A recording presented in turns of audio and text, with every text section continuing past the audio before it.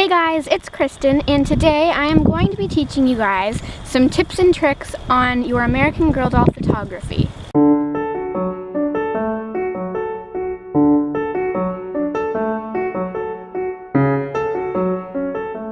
So surprisingly, doll photography actually starts with your doll's outfit. So depending on where you're taking your photos, so the setting in the background, you probably want your doll's outfit to kind of coordinate with that.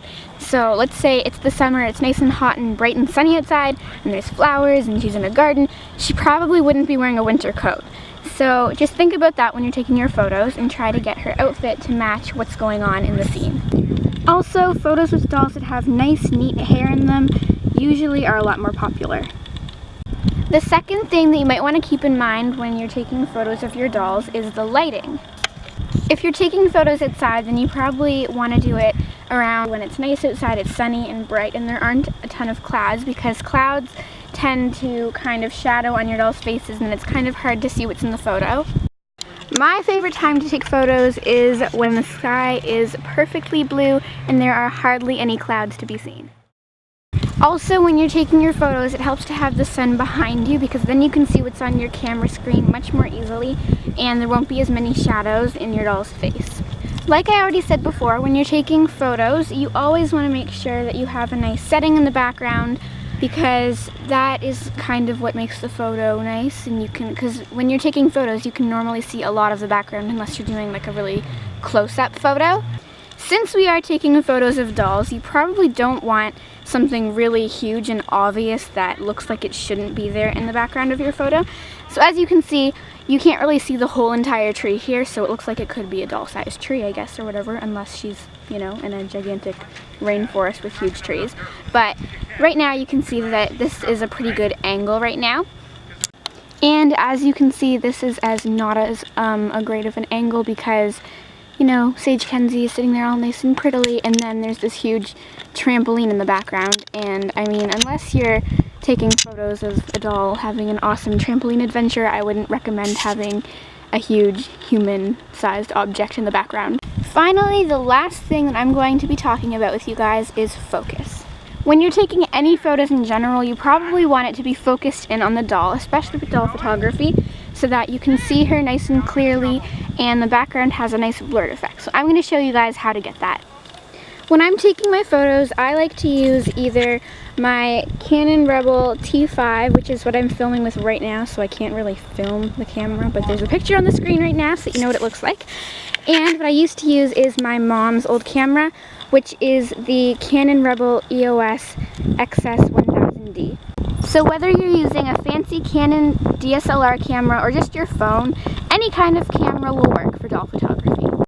If you're using a fancy DSLR camera or an SLR camera, you've probably noticed that on the side of your camera, generally on the left-hand side on your lens, there are two little switches. And one of them says stabilizer and one of them says AF and MF. So AF means automatic focus and the MF means manual focus. When I take my photos, this is generally what my little switches on the side look like. Basically what these switches mean is that the automatic focus button means that when you have it switched on, that your camera will automatically focus for you. So if you have your button on your camera pressed down halfway, then automatically your lens will move and it will adjust the camera so that it's focused for you. On the other hand, there is manual focus, which is I use now, but I used to use automatic focus when I first started out. But manual focus is basically when you press down your camera button, nothing will happen. It'll just, you know, you'll just start taking your photos or whatever. So you have to adjust the lens by yourself. Also, when you're taking your photos, you can be as close up to your doll as you want or as far away. Now the last and final thing that I'm going to be teaching you guys in this episode is Boca. Boca is basically when you have your camera focused in on your doll and then behind her there are a bunch of little blurry dots. And you can kind of see them on the left over here, and Boca can be anything from like huge dots to tiny little ones to hardly any to like scattered all over the place. These are a few examples of Boca.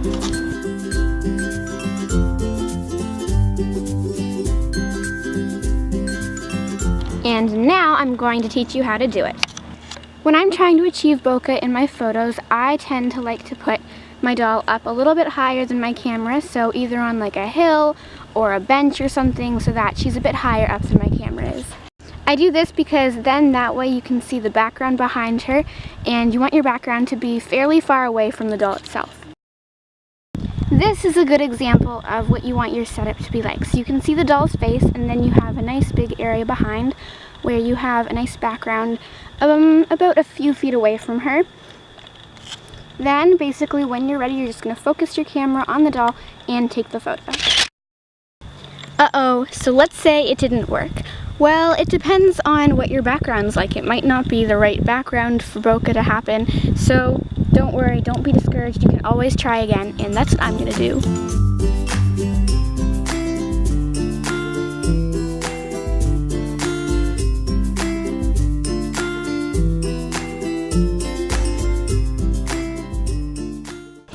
Thank you guys so much for watching this video. I really hope that it helped you, and if it did, remember to comment, like, and subscribe, and I will see you guys in my next video.